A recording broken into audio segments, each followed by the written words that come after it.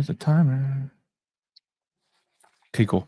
What's up, guys? Welcome to the Behind the Golf Brand podcast. Today, I have my good friend Colin Read from Whoosh. If you guys are in the golf world in any way, shape, or form and play, I don't know, if you can book a time, you're probably using his app or his software. It's pretty cool. They're growing like crazy. And even before the show, I found out that he grew up out here. So that's kind of cool, too. So welcome to the show. Thanks, Paul. Appreciate you having me and excited to participate. So where are you located right now for the viewers? Right now, I'm calling you from Mill Valley, California, just over the Golden Gate Bridge. But my team, we have about 30 people, fully remote across the United States. That was a lot. What's the weather like in San Francisco right now? Is it cold? Doesn't change. 61 degrees and foggy year round. Is it going to rain today? It always rains, I feel like, when you're in San Francisco. Sure hope not, to be honest with you. I'm hoping to probably hit a couple golf balls this afternoon. But yeah, it's 61 and a little foggy and overcast today, about running the course here for the Bay Area. So did you grow up in golf? I did grow up in golf. I've had a golf club in my hand since I was 7 years old. I picked up the game when my dad started to play, and we grew up with the game together. Golf has been a big reason I am where I am today. Played competitive golf throughout Arizona, played competitive golf up in New England, played high school golf at Taft in Connecticut, where I was captain of the team. And then I played at Claremont McKenna, where I was a two-time All-American and captain of that team. And I actually tried going pro after that, but realized my short game was not good enough, and I learned that quickly. So when did you realize that like pro is probably not the path? When these guys are like super good and better than you, like I don't want to do that shit. Forget it. I'm gonna say 2007. I was just graduated college. I was trying for a few months, and I think there was a Southwestern Tour event at Greyhawk. And it was one of those times in June where they course played fast and they watered down the greens. So it was kind of bomb it and flip wedge in. And I think the winner shot 59, 61, 62. Oh my God. And I realized at that point, okay, cool. I can throw in a bunch of 65s and 66s and not make money. I am not sure I got much left in the tank. So that was kind of the turning point when you start playing in that caliber. Yeah, it's funny because I've had a lot of different like pros on the show or instructors that, and they say the same thing. They're like, yeah, at some point, like you just realize that like I'm good, but I'm not that good, or I'm not willing to try to get that good because some people are just off the chart good. Like, and then like they go a different path, which is cool. It's levels. I think there's levels everywhere you go, right? Even at the college level, there's a big level between a college player and an All-American player. There's a big difference between an elite amateur and definitely a professional. And then there's a big gap between those pros that are out there, Corn Ferry, Latin Am Tour, those things, and those that are top 100. So there's different gaps in the game. And the higher you get, the better you get, the more those discrepancies and those levels really play a role. So what did you do after golf? So what did you go into then? So coming out, I realized that golf wasn't kind of the path for me to go professional. I fell into, actually investment banking, doing SPACs when they were still called reverse mergers and pipes back in 2006. And for me, I then realized from the investment banking side, I had access to capital. So I started my first company called Ecotality back then. We launched the Blink line of EV chargers. We IPO'd on NASDAQ in 2009. We supported the Leaf, the Volt, the Tesla. ABB would come and acquire us in 2012. At that point, I've had 8 years of my life stuck between a utility and a car company. I wanted to innovate. I got in touch with Garrett Camp, founder of Uber, and they were starting up a new startup called Reserve after that, looking at table management. So I joined there on the founding team. Reserve would go, and we'd end up being merging actually with Resi. So a lot of what you see right now with Resi for fine dining and table management was what we built at Reserve. Became a VC for a minute, and actually was on a board observer during that Resi transaction. After that, I've always wanted to build things. VC wasn't the path for me, so I actually founded a company called Above Data, doing geospatial data for hedge funds, and then was looking to start this company in 2017 when I got poached to go run corp dev for a 5G internet play called Common Networks. We got acquired by Facebook or Meta in November of 2020. At which point I realized it's the perfect time to go start what I've always wanted, which was Whoosh, and really focus on the golf world. Bro, you're like 40 years old. You did all this stuff. This is crazy. Like, there's like someone's resume who's like 60, right? Like, that's crazy. If you're not moving, you're dying, right? And I know, yeah, you gotta hustle. I realized I got a lot of some people have dials. I got an on-off switch. So when I'm on, I try Yeah, to be when's on. the off switch go on? Not very often. Not that often, right? To answer that question, 2006. 2005. 2006. That's when the on switch went on. Oh yeah. But like, did you have like, how did you, I don't know, did you just kind of build on your knowledge? Because you were playing golf before that. Was your education in finance, or was it in tech, or just what? I came out of Claremont as a government and psych major. And candidly, in college, I watched way too much West Wing. And so when I got out of college, I was like, I'm gonna go change the world. And how did that happen? I ended up becoming, assistant finance director, which is really assistant to the finance director for a lot of different campaigns. And I realized how what I was good at is actually raising money and asking for money for these political campaigns. And well, how do I parlay that? I can parlay that into private equity, because that's what you do primarily is raise capital. So I kind of realized at an early age that, you know, I am lucky enough to grown up in a country club environment around the company of adults.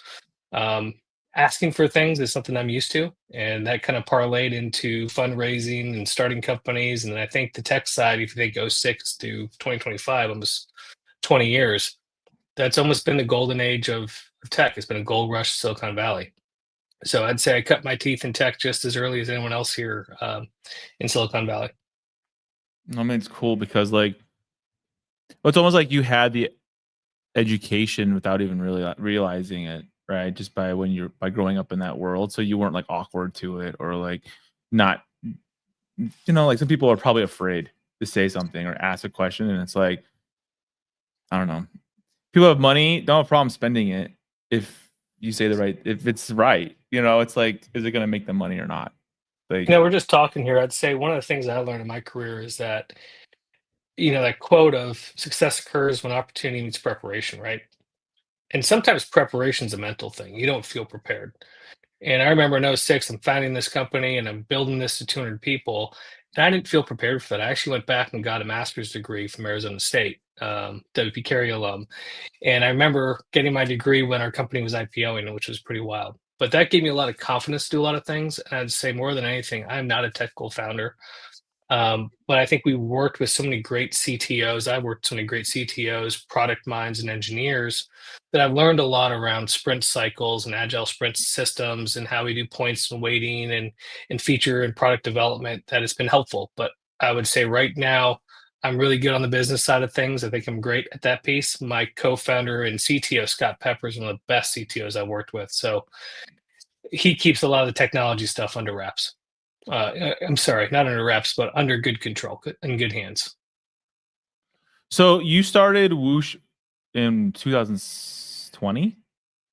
Yeah, we officially started December of 2020. We wrote our first Sonic code March of 21. We had a handful of beta customers in 21. Then we officially launched at the PGA show in January of 22. What made you decide to go into this space? Into like, what's the word? In case we don't know what Whoosh is, like, I guess first explain what Whoosh is to the audience, and then that might help a lot. So Whoosh right now is a leader in reservation systems for golf clubs specifically, private and public, as well as full activity management. We have approaching 300 customers over the past 3 years.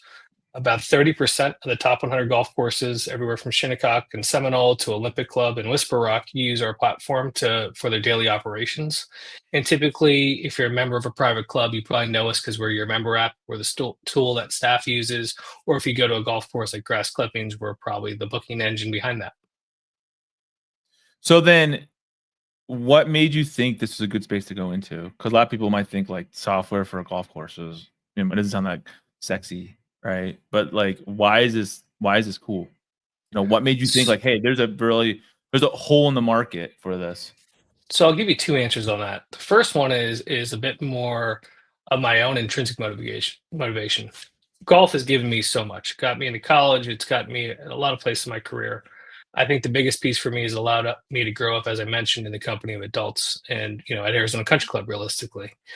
I now have two young boys. They're now 9 and 11. But I wanted to show them, hey, you can work hard, you can be successful at things, and you can still do what you love.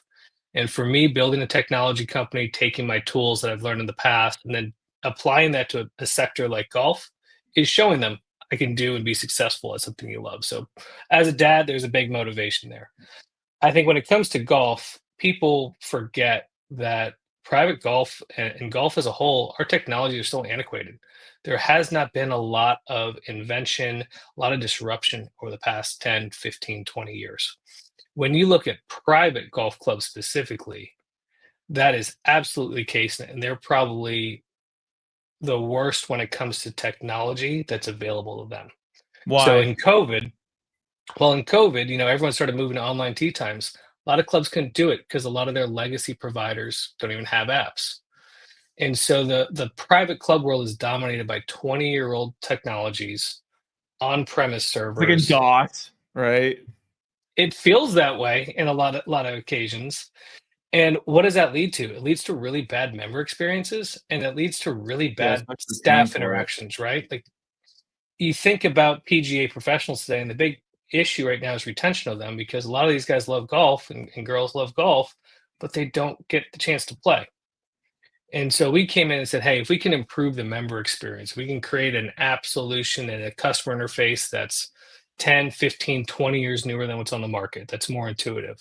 And then on the back end, on the staff side, when you watch their workflows and how dysfunctional they are, if we can streamline those, we're going to change the industry. And that's kind of what we've done. We're saving pro shop staff 20 hours a week in staff time at a typical private club. That means that now your first and second assistants can actually maybe find time to go out and play with the members, or take those 20 hours a week and devote that back to the member experience, right? So that's kind of how we've really changed, I'd say, operations at a lot of facilities, is making them more streamlined and efficient. But really, I think the member experience has been greatly improved too. I mean, I think it's cool. It's actually genius too. I think if you think about it too, it's like it's an untapped market, right? Because I mean, I think everybody realized in 2020-ish COVID years that like I mean, even post, you can't even book a tea time, it feels like, right? And then you might get like back in the day, you could go whatever that cheap ass website was, where it's like, oh, here's wasted time, whatever was wasted time hours, like 3 o'clock in the afternoon, somewhere in Glendale, right? Or something like that in the middle of summer. But like, I mean, you especially I mean, I've had a lot of guests from LA, right? Big problem there. You can't get any tea times. Yep. And not even on a private side. I'm talking like this public. You can't Public. get anything. That is now trickled, I feel like, to Arizona. Like, essentially, you can't get a tea time. I mean, it was like this growing up too, but this is a lot worse, right? I mean, essentially from like what, end of October till about, I don't know, now, May, right? Like, good luck getting a tea time. And if you do, it's going to be like buku expensive, which that wasn't, I mean, the cost is different, but just even trying to get a tea time. So I could imagine how that's even compounded when it comes to the private side, because no one's talking to these guys, right? No one's talking to these golf courses. Because that's more of a private play, right? Yeah, I mean, if you look at private golf, and let's just look what COVID did. COVID saw increase in rounds of about 15 to 20% across the nation. In private clubs, though, you saw 30, 35% increase in play. If a club was doing 30,000 rounds and now they're doing 37,000 rounds on the same track with the same membership, that's a tough experience for staff. It's an even tougher experience for the members that are now dealing with a lot of compaction during prime time periods. So that's like something that we're really trying to solve. I think public golf as a whole, what people take for granted is golf course is like a restaurant, and when you want to go to the best restaurants in town, odds are you're probably not just going to make that reservation same day. And what we're seeing now with record levels of play across the country, with supply and demand, or the supply side of golf courses really leveling out, we're going to see a lot more golfers per course. And so the future of this game is people are going to have to learn, if you want to go play at the best course in your area, you got to plan a week or two in advance. right? You're not going to have that last minute tee time anymore unless you're going to your local muni, and even then in markets like LA, You you're might get stretched. lucky. Yeah, you might get lucky.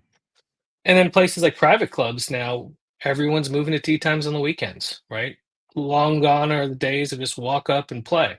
So now we start to think about how do we use digital tools the right way? How do we use waitlist management the right way and start to automate those tools and create a better experience for golfers to access these facilities? This industry is on the cusp of a lot of disruption right now. And I'm proud to say I think that we're actually leading the way and causing some of our competitors to really raise the bar. So are you guys only focused on private or only when it comes to software? Private's probably our bread and butter. That's where we Yeah. started. We started off first with a cloud-based, talent-based solution for no tee time facilities. We brought on some of the best courses in the country, places like Ohoopee and Yeaman's Hall were some of our first users, Shinnecock, places like that. We then built tee time requests, and we built full direct tee times with member apps and booking restrictions. And really, our claim to fame there is we can handle restrictions better than anywhere else. And again, in COVID, you started seeing a lot more restrictions on private play. Then all of our customers came to us and said, "Hey, you built the best golf solution. Can you service the rest of our club?" So then we built out It's a rackets, fitness, portfolio, right? Because a lot of tennis. these guys don't just own one course; they own like a massive portfolio of courses, We'll even right? take for example Olympic Club. You have 3 golf courses at downtown campus, which is an athletic center. You have fitness, tennis, swimming, basketball, barbershops. Right? They don't want to look everywhere for that software. So we've now come in and basically Oh, been cool. the primary booking engine. And then we For had a lot golf, of for right? But golf now and you for can. everything. But essentially, it's like it doesn't matter. Insert product here, right? Like Right. whatever the item is, it's the same process. I mean, That's with right. tweaks. And then what happened is a lot of the golf multi-course operators came to us and said, "Hey, we want you to service our entire portfolio, and it's public and private." So last year we did a strategic partnership with Square, the big point of sale company. They are now our preferred provider in public golf solutions. And so when we go into a public golf course, we typically come in with Square. Again, thinking about it's 2025, the cloud's here, integrations work. How do we bring best in class solutions for every single operator in the facility? And that's what we did with Square for public. We'll be announcing pretty shortly here our kind of preferred private partner as well. But really taking a open ecosystem 2025 modern approach to the whole industry. So to answer your question, I'd say right now about 90% of our portfolio is private. The other 10% is public.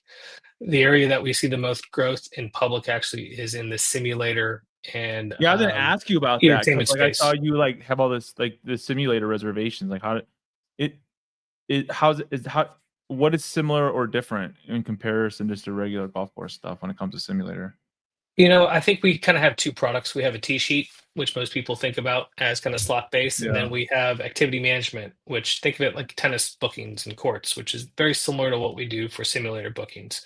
We have now been we have a partnership with Foresight Sports, where we are their largest provider. I'm sorry, we're their preferred provider of commercial simulator software, and we're seeing massive amounts of growth in the sim space. Um, that's probably been one of our largest growth areas recently. Is everyone's opening, 5 bay, 10 bay sim facilities, and they need something to manage Well, you're gonna membership see that a lot, I feel like online. at public courses too. Like I out here at least, you're seeing people build additions to the public course to have Sims on there so they can rent that out too. Look at grass clippings. They just put in, I think, 18 top tracer bays. Yeah. And I think Dobson that's really Ranch, right? Like all these well, I guess yeah, I mean both city courses technically, but they're managed by outside. we see that growing a ton, right? And if you're a golf facility, we talk about pro shops or golf shops, right? Golf shops sell golf. That doesn't have to be green grass. It can be indoors and in the sim. And what you're doing is giving people the opportunity to Have you swing been to club. Dobson Ranch? I was just there like I don't remember you played Dobson Ranch before. I Of remember you played course. Dobson a million times, right?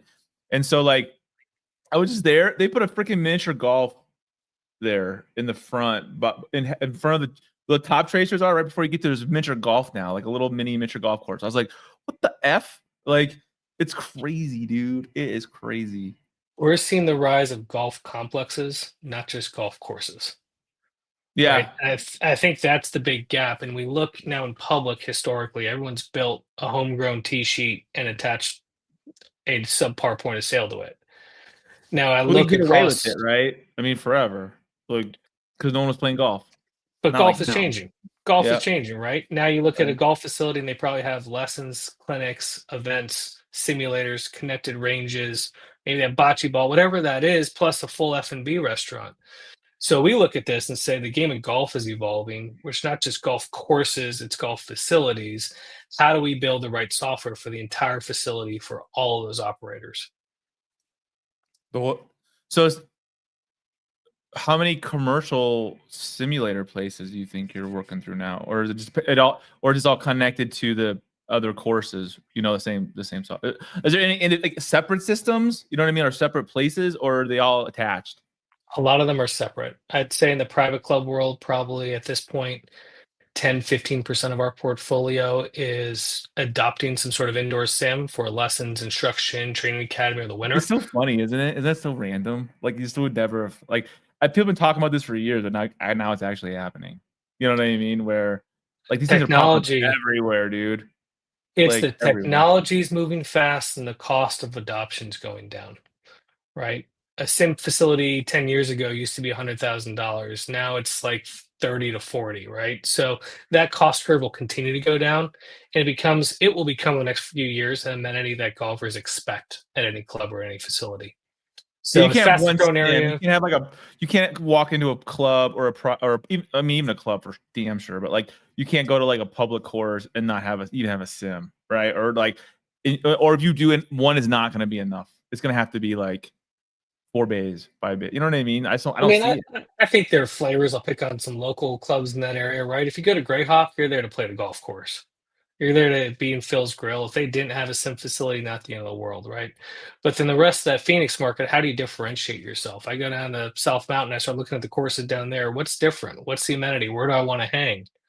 Well, yeah, I think at that point, these ancillary services around the golf course, simulators, hitting bays, connected ranges, those are all reasons for me just to go there and have a Hang, drink and hang out with yeah, my hang out. buddies and Or your be in wife, the yeah. If your space. wife wants to come and like turn into an event, like you know what I mean, like it's yeah, it's changing. This is changing. It's not. Simulators to me, and let's actually give credit where credit's due, Topgolf. Topgolf Topgolf has changed the world in the golf world, and the fact that it's now making golf more acceptable to masses. Come as you are. You don't have to wear pleated pants with a tucked in collared shirt anymore, right? This could be a fun environment that you go between, your lunch break, after hours with your kids, with your wife and your family, whether they play golf or not, and they're going to feel comfortable, right? Yeah, So we're not feeling weird simulators, or yeah. It's closing the gap. You know what I mean? that's For right. accessibility is what it's doing, or that's what it's done, really. And what we're seeing, I think NGF posted last year that 10% of all off-course golfers migrate to green grass every year. So what that tells me is that the game of golf is only getting healthier and stronger. We have a healthy pipeline of green grass players coming in. I think the boom in sims, which we're going to see even more in the UK, where they have much more space constraints than here in the US, that is going to lead to the next generation of golfers. Do you think so? Who's I talking to? Someone they're opening up. Oh, can't damn it! They're opening up like sim facilities in the UK, and it's a big sim company. I was surprised. I was like, wait, what? And it was small. It wasn't like you had a big, like in my mind, you think like it's a bay, right? And you have at least, but it was even smaller than that. It was not, it was probably half the size of a normal bay. I was like, what the frick? It's I like you don't just even need space, like essentially. I just visited Pitch in downtown London last week, and it Yeah. was I think 8 or 9 bays, memberships, public too, and at night it feels like a nightclub. And I think those are really Packed, right? approachable. It's packed, it's slammed. People Yeah. ordering $18 drinks. I don't You care. know, Yeah. It's like it's something to do while you're at a bar.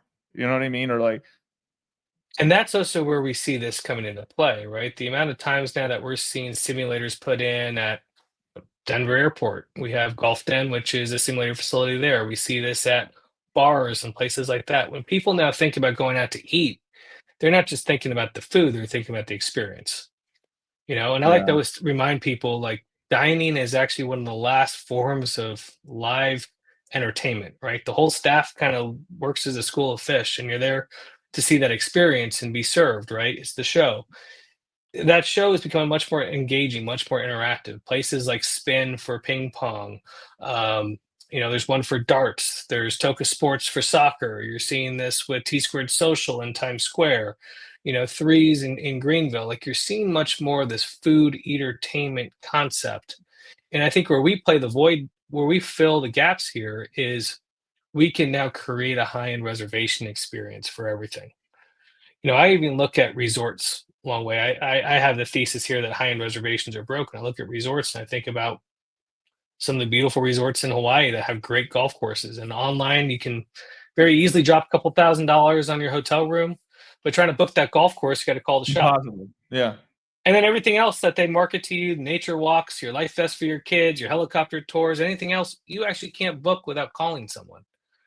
So at the high end of like experiences in hospitality, reservations to me today are still broken.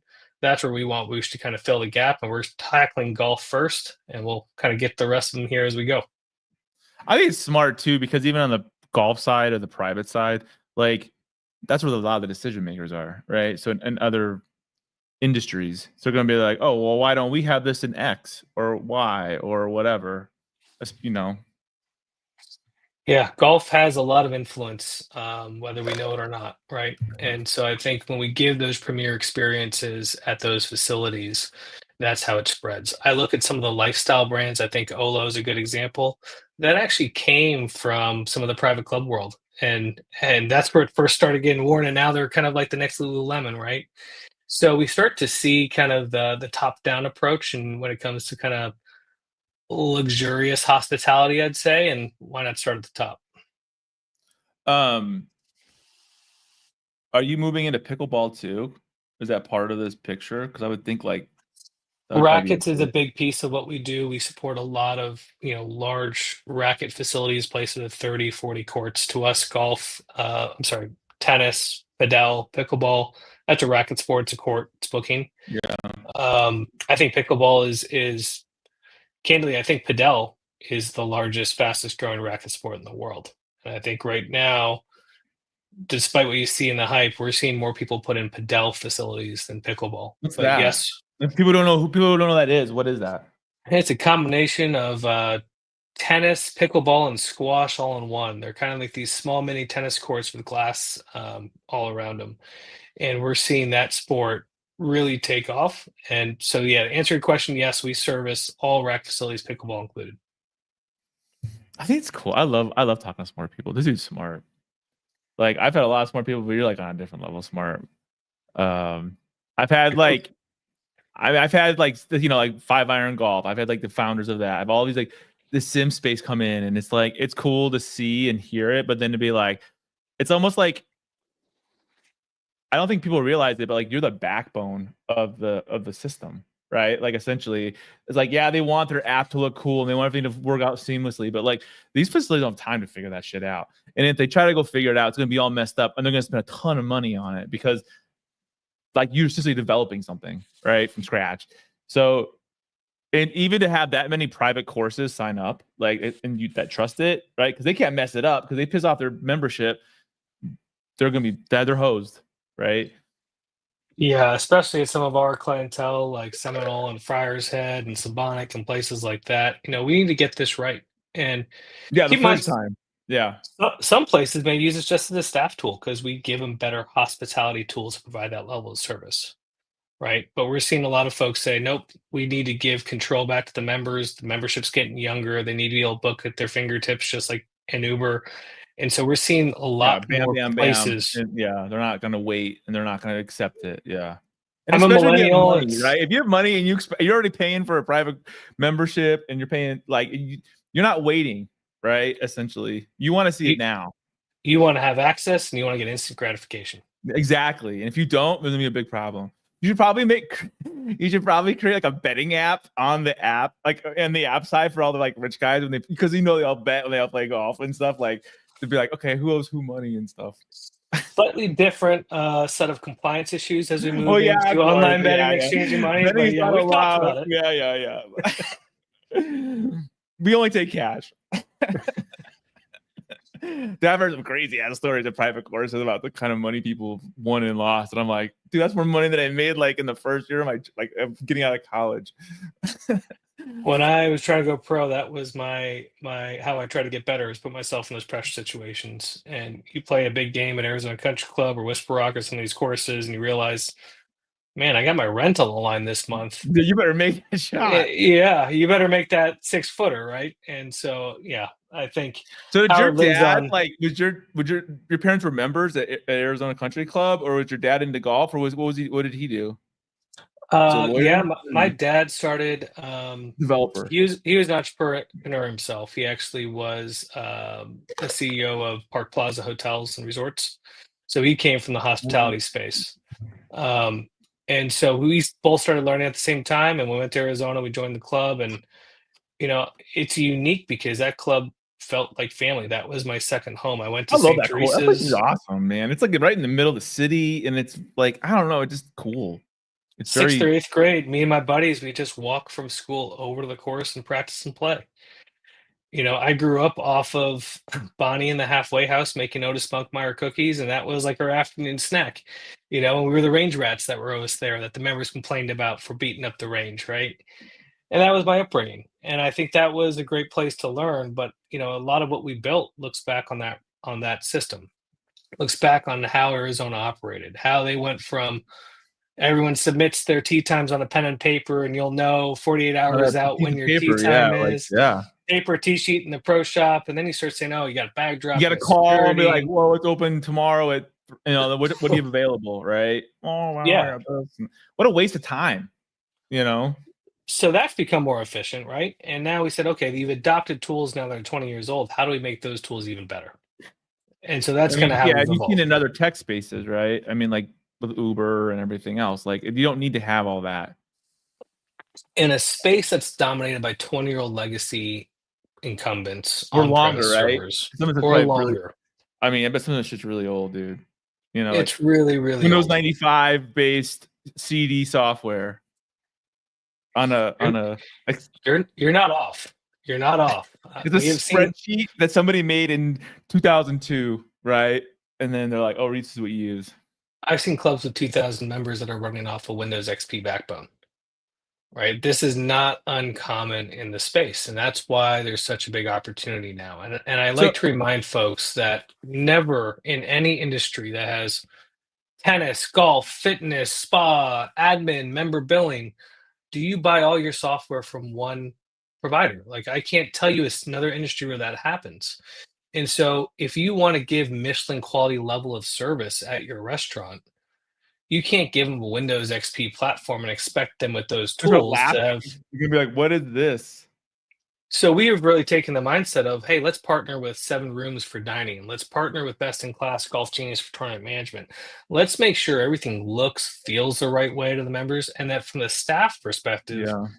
everything talks to each other, so you're not doing a lot of manual data entry, right? And that's where we see a lot more of efficiency and modernization of these systems. So do people? So I'm assuming this is. I already know the answer to this, but like, do country clubs or places they buy the software or they lease it from you? You know what I mean? Whatever. I remember what's the word? I can't think of the word.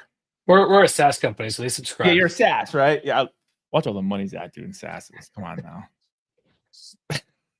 And kids who don't know what SaaSes are, like, what is software as a service, right? Like That's right. That's where the move. That's making something that somebody doesn't want to, like, making a software around something that people hate doing.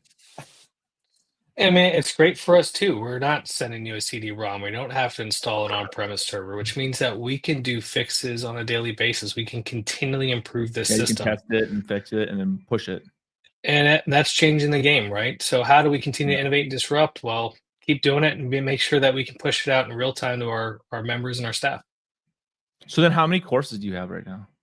We're approaching about 300 golf courses across the country since January of 22. Wow. So about 2.5 years.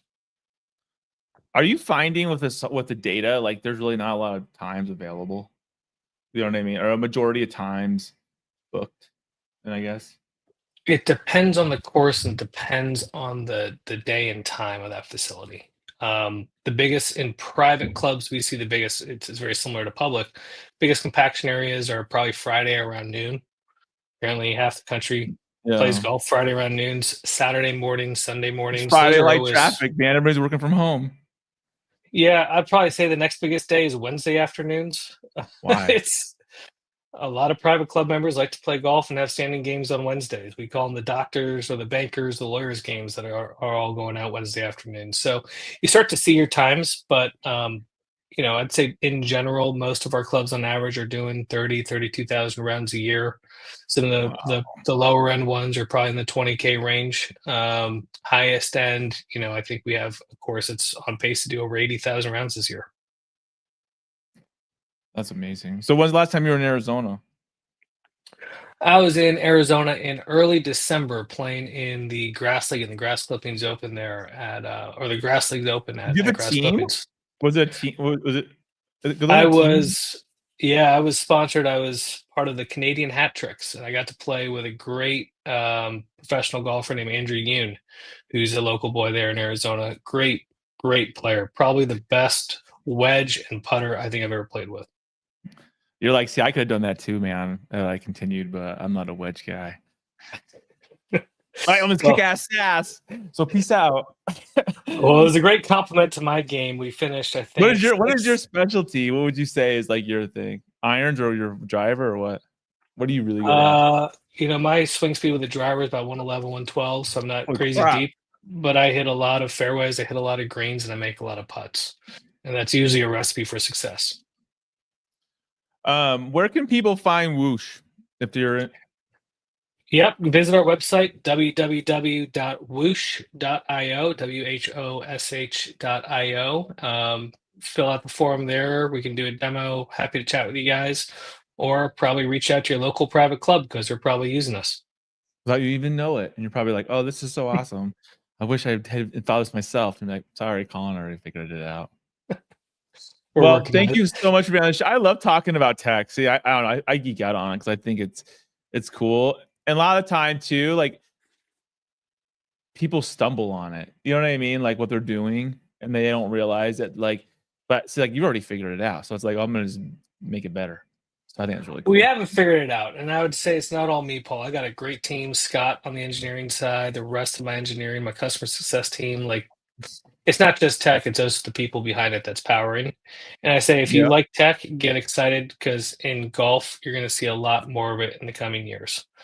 It should not disrupt your on-course experience, but it should make your experience at that facility a lot better, a lot more simple and easier to get to. And I'm really excited about what the innovation landscape looks like going forward. Well, thank you for being on the show. I really appreciate it. And I'll see you guys in the next episode. Awesome. Thanks for having me, Paul.